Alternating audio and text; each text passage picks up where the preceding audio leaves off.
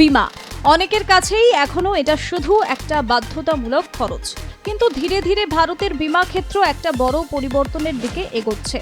সরকার অনুমতি দিয়েছে ইন্স্যুরেন্স সেক্টরে 100% এফজিআই, মানে বিদেশি সংস্থাগুলি এখন পুরো মালিকানাতেই ভারতের বীমা বাজারে বিনিয়োগ করতে পারবে।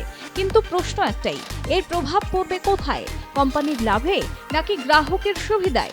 আজ বুঝে নেওয়া যাক 100% এফজিআই মানে সাধারণ গ্রাহকদের জন্য কি বদলাবে। 100% এফজিআই মানে কি?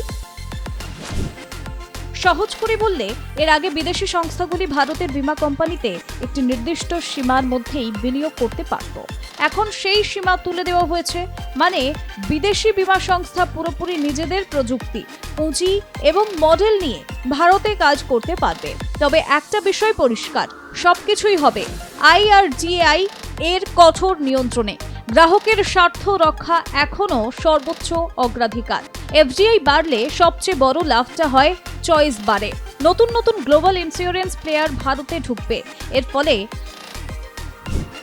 আরও বেশি health insurance plan, customisable life insurance, uses based motor insurance, digital first policies. গ্রাহকরা নিজেদের প্রয়োজন অনুযায়ী পলিসি বেছে নিতে পারবেন। একই ছাঁচে ফেলা প্ল্যান নয়, বরং নিড বেসড ইন্স্যুরেন্স। যেখানে প্রতিযোগিতা বাড়ে, সেখানে দাম নিয়ন্ত্রণে আসে। এফজিআই মানে বাজারে আরও বেশি সংস্থা, আরও বেশি অফার। এর ফলে প্রিমিয়াম আরও কম্পিটিটিভ হতে পারে।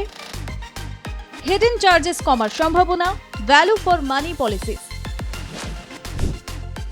বিশেষ করে মিডল ক্লাস ও ফার্স্ট টাইম বায়ার্স সবচেয়ে বেশি উপকৃত হবেন। বীমা নিয়ে সবচেয়ে বেশি অভিযোগ কোথায়? ক্লেম সেটেলমেন্ট, দাবি মঞ্জুর হতে দেরি, কখনো অকারণে রিজেকশন। গ্লোবাল প্লেয়ার্স আসার ফলে এখানেই বড় পরিবর্তন আসতে পারে। বিদেশি সংস্থাগুলি নিয়ে আসে automated claim processing, AI based fraud detection, transparent documentation. ফলে দ্রুত ক্লেম নিষ্পত্তি, কম ঝামেলা, বেশি বিশ্বাসযোগ্যতা। ফলে গ্রাহকের কাছে ক্লেম মানেই আর আতঙ্ক নয়। এফজিআই মানে শুধু টাকা নয়, টেকনোলজি ও সার্ভিস কালচার। এর প্রভাব পড়বে মোবাইল অ্যাপস আরও ইউজার ফ্রেন্ডলি হবে, 24/7 digital support, paperless onboarding, faster grievance রিডার্সাল।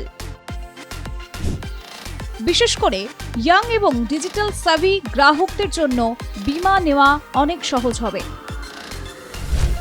ছোট শহর ও গ্রামে বীমা পৌঁছবে।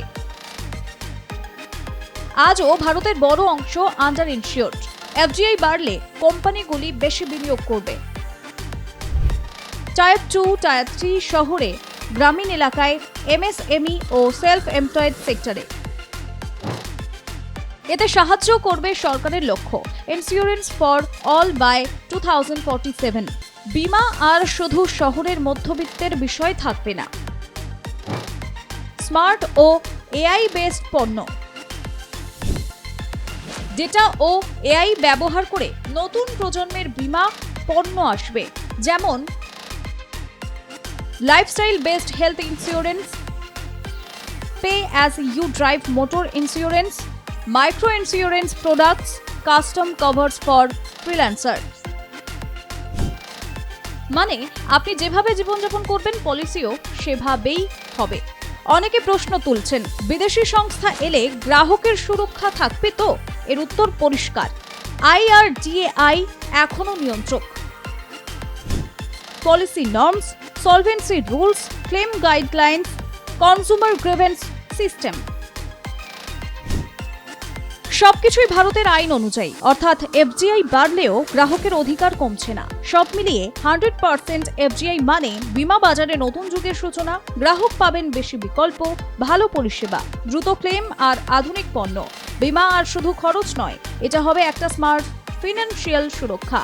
আর এই পরিবর্তনের সবচেয়ে বড় লাভবান হবেন আপনি। Bureau report, R+ news.